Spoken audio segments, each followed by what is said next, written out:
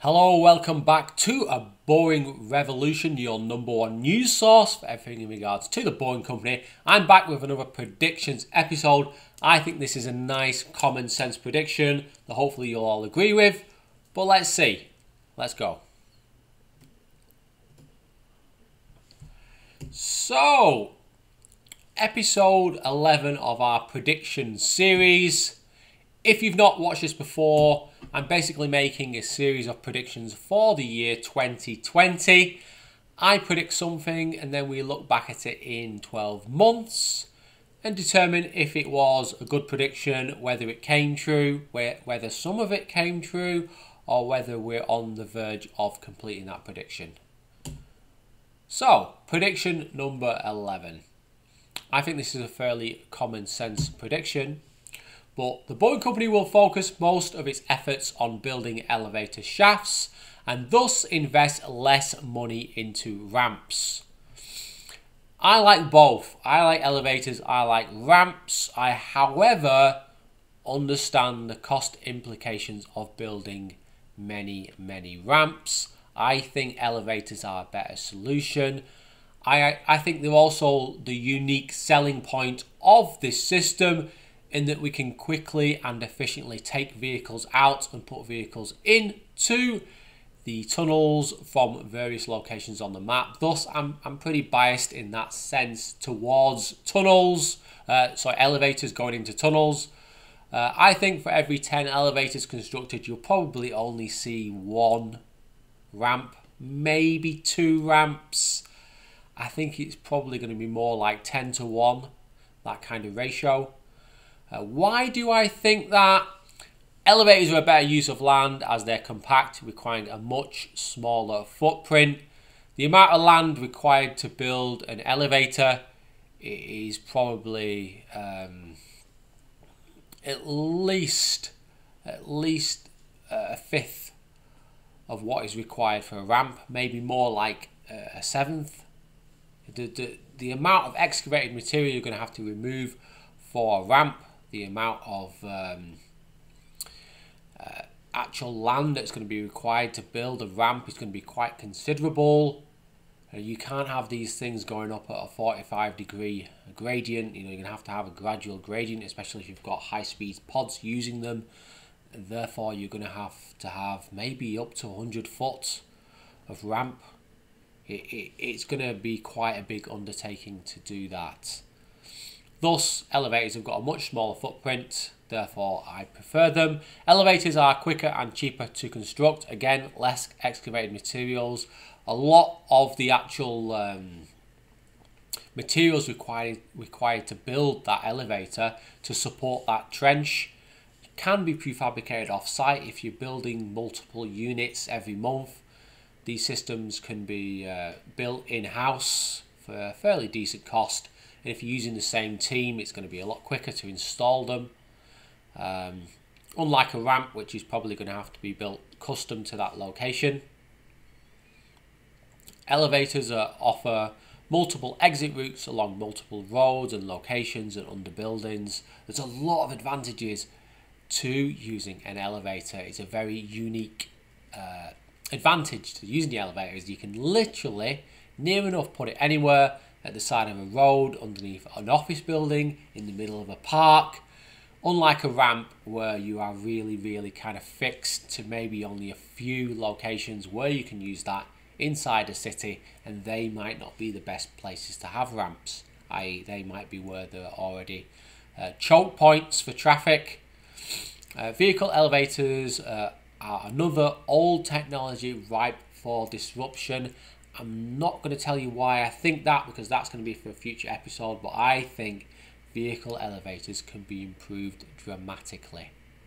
Really big dramatic improvements, because what we're using at the moment is essentially 60-70-year-old technology.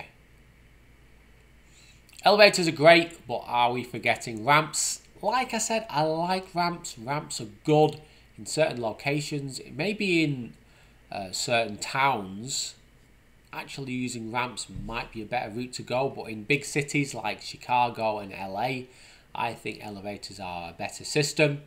Ramps are great, but in big cities they simply require too much land. We're talking they require 6, maybe 7 times as much land as an elevator shaft. One potential major issue would be people walking into tunnels accidentally. Imagine if someone walks into a tunnel, straight away they're going to have to close off that tunnel. That's going to cause massive amounts of problems, congestion. They're going to have to stop the service.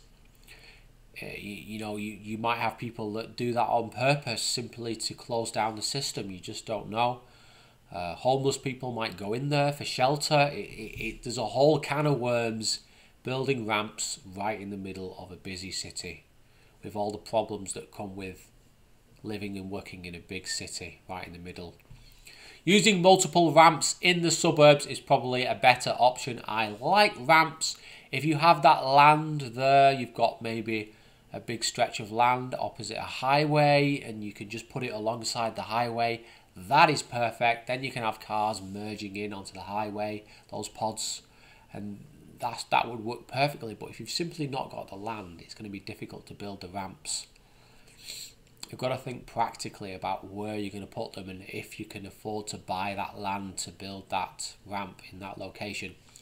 Another thing that was mentioned in the most recent Boring Company presentation was spiral ramps. They also require a large patch of land. It's going to be a deep excavation. We're talking a shaft that's going to be around 26 foot, maybe 28 foot in diameter. And then you're going to run your pods up and down that shaft. That is a lot of work. That is a lot of excavated material. That is going to cause a lot of disruption in the middle of a city centre. I am unsure if that is the best way to go, unless you could find a big parcel of land, which is going to be difficult. They'll also take many, many months to build. We're talking 5, 6, maybe even 7 months. The intersection of ramps and roads could, ironically, cause lines of traffic, and that is exactly what we're trying to avoid with this system. Imagine the ramp comes up alongside a highway, and you've got, that's the only place where you can get off in the area, so you've got maybe 5 or 6 pods coming off that ramp every minute or so. Straight away you're going to have a line of traffic. If you've got traffic lights there, even if they're merging into that highway there, you're going to have people getting cut off. The pods obviously might struggle if people are driving quite aggressively, and then you're going to have, a queue of like 20 pods waiting at that intersection. And it's just, the whole point of this system is to avoid congestion. So if we're causing new places where there are choke points on the roads, it just doesn't work, does it? It'd be better to have lots and lots of elevators spaced out along that highway, maybe 8, maybe 9 elevators, and then you can just bring up the vehicles where there isn't any traffic. So final thoughts. My final thoughts on this prediction. I strongly believe a smart elevator could process 220 pods per hour. I strongly believe that. For that to work, you need the pods. They're autonomous. They're going to be communicating with the elevator. So elevator 4 knows that pod 177 is going to be arriving in 7 seconds. The communication is sent. As the pod drives onto the elevator, it quickly stops.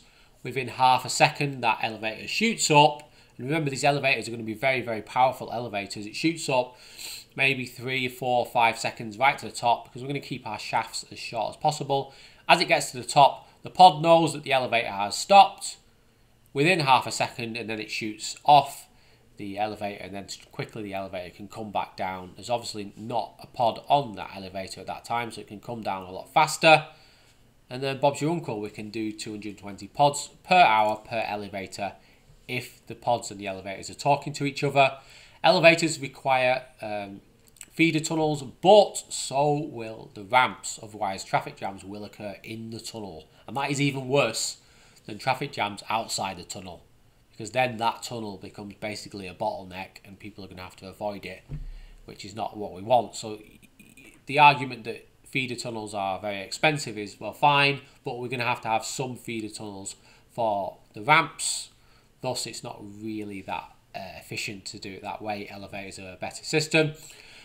No engineer on the planet has ever been asked or been tasked with developing a high-speed car elevator. I think this is an area that the Boring Company could really sort of break the mold and develop something that is incredibly powerful, incredibly fast, incredibly reliable.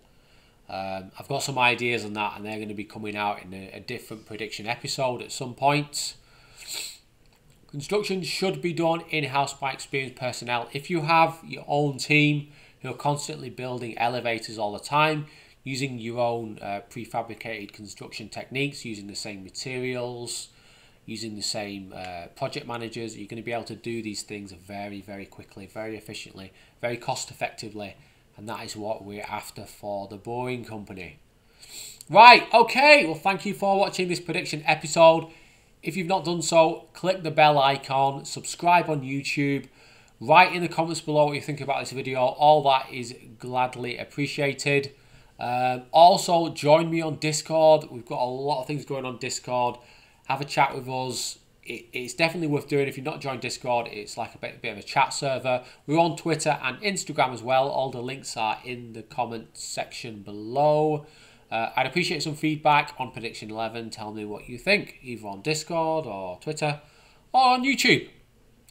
Okay, and thank you to our Patreons as well. Ashley Hill, Mike McLean, David McKay, and Christopher Kinsey. Thank you for your support. Very much appreciated. And thanks, guys. Appreciate everyone watching the channel. Hope you enjoy watching. Thank you, and we'll see you next time. Goodbye. Don't be boring.